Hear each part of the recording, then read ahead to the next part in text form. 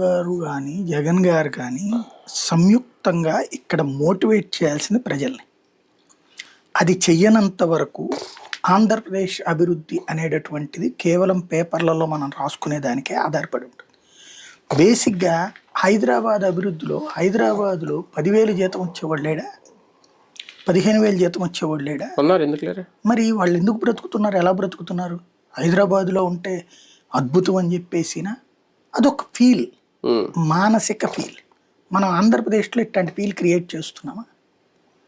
ఇక్కడ ఆడపిల్లల్ని మోటివేట్ చేయండి, మీరు మహిళల్ని మోటివేట్ చేయండి, మీ ఊళ్ళల్లో బ్రతకడం కరెక్ట్ అన్నటువంటి మోటివేషన్ చేయండి.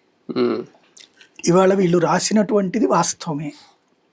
ఇంకోటి, ప్రభుత్వ ఉద్యోగాలు ఇస్తానని లేదు. ఆ రోజున లోకేష్ చెప్పినటువంటిది కానీ వీళ్ళు చెప్పింది 1,000,000 ఉద్యోగాలు ప్రభుత్వ ప్రైవేట్ కలిపని. అందులో ప్రైవేటే మేజర్ ఉంటాయి, ప్రభుత్వ ఉద్యోగాలు వీళ్ళు ఎక్కువ ఇవ్వడం కూడా కష్టమే.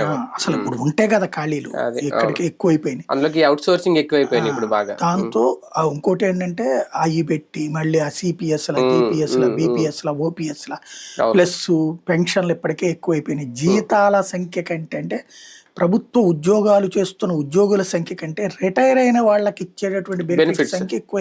రిటైర్ అయిన వాళ్ళు ఎక్కువ ఉన్నారు ఆంధ్రాలో.